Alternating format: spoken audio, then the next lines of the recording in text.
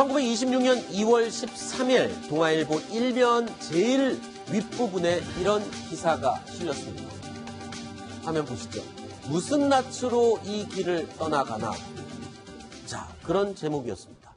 팔지 못할 것을 팔아서 능히 누리지 못할 것을 누린 자. 부둥켰던 그 재물은 그만하면 내놓아야지. 앙탈하더니 책벌을 이제부터는 영원히 받아야지. 동아일보 1면 1926년 2월 13일자 기사입니다. 자, 이유종 기자. 예. 이거 무슨 내용이고 누구에게 하는 말입니까? 네, 일단 친일파의 대명사라고 하면 일단 이완용을 꼽을 수가 있을 겁니다. 이완용은 나라를 팔아먹은 매국노란 이미지가 매우 강한데 이완용이 1926년 2월에 숨졌습니다. 그래서 그와 관련해서 동아일보에서 사설로 이완용에 대한 비난의 글을 실은 겁니다. 그런데 이 사설 가만히 있지 않았습니다. 당시 조선 총독부가 이완용의 사망을 관련해서 이런 비꼬는 사설을 쓴 것에 대해서 그 해당 동아일보에 대해서 사설을 삭제하고 그 내용을 지우도록 했습니다. 그래서 저희 동아일보는 그 내용을 지우고 호해를 발행할 수밖에 없었고요.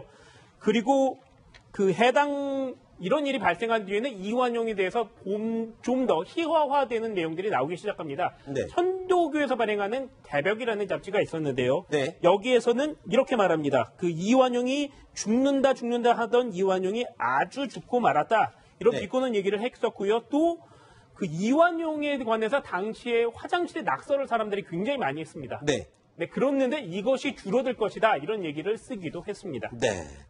자, 지금까지요, 이 매국노 이완용의 재산은 제대로 파기된 적이 단 한 번도 없었다고 합니다. 그런데 이번에 이완용의 재산이 어느 정도 전모가 드러났다고 하는데 박지훈 변호사님 어느 정도 재산이 있었다고 합니까? 엄청납니다. 사실은 몇 번 정도 조사를 했는데 네. 토지대장 그 조사부하고 최근에는 이제 지적 임야 원도를 또 확보를 해가지고 네. 전국에 이완용이라는 사람 똑같은 이름의 동명이인도 있을 수가 있습니다. 그렇죠. 다른 이완용도 뭐 땅을 가질 수 있으니까요. 그런 사람 제거하고 조금 계산을 해보니까 1,801개 필지가 되고 그 필지에 대해서 평균적으로 계산을 해보니까 22,304만 제곱미터, 여의도의 약 7.7배에 해당하고요. 네. 그거 중요한 게 아니고 이 많은 어떤 땅 중에 한수한 거는 이 친일파 그 재산 한수에서 법에 따라 한수한 거는 1,928제곱미터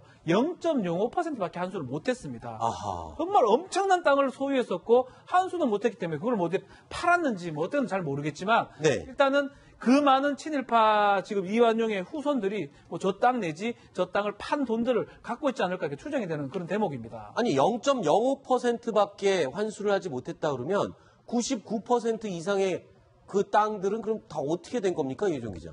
네, 이완용이 1926년도에 사망을 했는데 사실 당시에 그 일제로부터 많은 땅을 받았습니다. 또 자신이 착취도 했고요.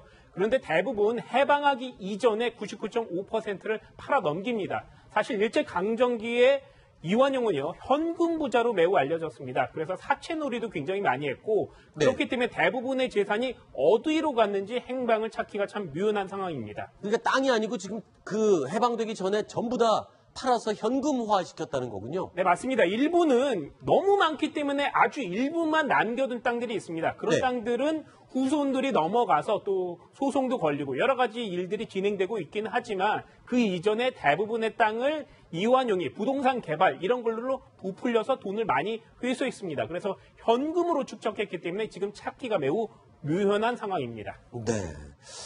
이완용이가 이 쏟아낸 친일 망언들도 여러 가지가 있죠. 이런 친일 망언을 하면서 부를 축적한 거였죠. 뭐 그렇게 600억 원이요? 망원에 불을 축적했다기보다는 나라를 파는 네. 대가를 많이 받았죠. 뭐 1905년도에 가장 유명했던 을사늑약이 있죠. 늑약이라는 건 결국 강제로 체결했다는 뜻인데요. 조선의 외교권을 일본에 넘기는 늑약을 이완용이 강제로 체결하는 데 앞장서면서 그때부터 일본으로부터 그 대가를 받기 시작한 거죠. 땅으로 받기도 했고요. 그리고 고종의 다양한 고종의 개인 재산까지도 이완용이 받아서 착복하기도 했고요. 뭐 이완용의 망언은 뭐 끝도 없습니다. 네. 뭐 3.1운동 때만 하더라도요. 이완용을 지켜보면서 다들 스스로 죽을 길을 찾았구만 이렇게 그러니까 3.1운동을 폄하하면서요. 네. 그래서 식민지에 순응하는 것이 아하. 살 길인데 왜 저렇게 살 길을 놔두고 죽을 길을 가느냐 이런 말도 했었고요. 결국 3.1운동을 보면서 허망한 독립론은 각성할 수 있어야 된다. 네. 그리고 이란 합병, 그러니까 일본이 조선을 식민지로 삼은 것은 조선민족의 유일한 활로다. 네. 이런 망언들을 여러 차례 했던 인물입니다.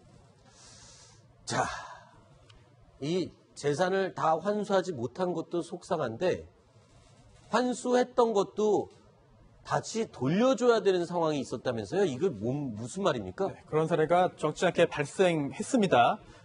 이제 후손 예전에 그 팔아버린 그런 재산에 대해서 부동산 어쩔 수 없겠습니다만 그 후에 여전히 가지고 있는 부동산에 대해서 정부가 환수를 했습니다.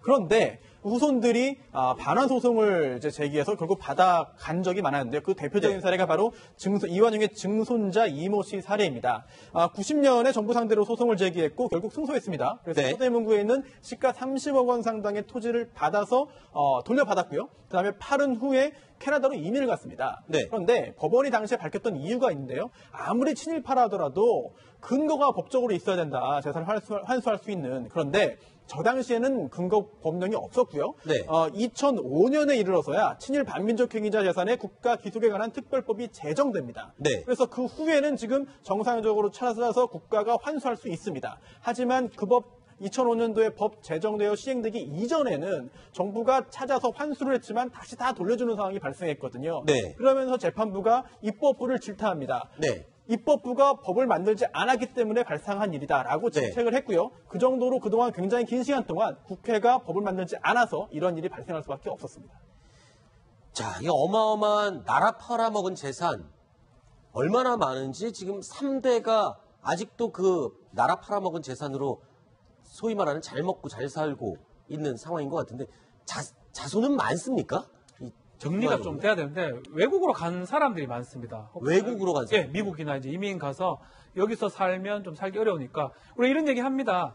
독립운동을 한 3대는 사실 추적을 다 해봐야 되겠죠. 오늘 아하. 광복절 기념 행사에서 대통령도 그 말씀을 했지만 결국 그 사람들은 잘 못 살고 있는데 네. 이렇게 친일 행정을 하는 사람 3대까지 떵떵거리고 아마 살 걸로 추정이 되고 한국에 살기 어려우면 외국까지 가고 이거는 사실 문제가 되는 게 아닌가 이 생각이 듭니다. 네. 대법원이 또 하나 중요한 판결을 한 게 있는데요. 네.